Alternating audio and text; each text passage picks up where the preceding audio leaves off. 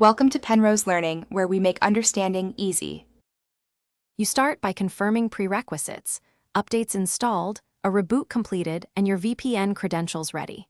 Open Settings Network and Internet and choose VPN to add a connection. This begins the live repair. Enter server name, VPN type, and login info precisely, because small typos break authentication.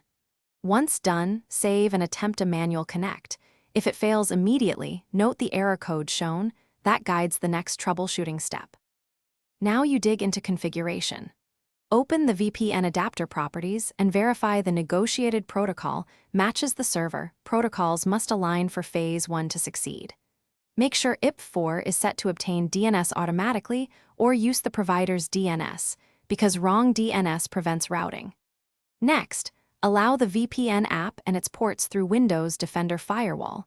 If using L2TP, ensure UDP 500 and 4500 are open. Then, restart the WAN adapter to refresh routes and try connecting again. Finish by confirming a stable session. Once connected, test internal and external resources and verify no leaks by checking your public IP. If the connection still drops, run the Windows Network Troubleshooter to gather diagnostics and examine Event Viewer under RAS Client or RASMan for specific failure codes. That tells you whether it's credential, routing, or certificate related. One key tip: switch to a mobile hotspot briefly. If VPN works there, you've isolated the problem to your ISP or router. Then adjust NAT or port forwarding accordingly.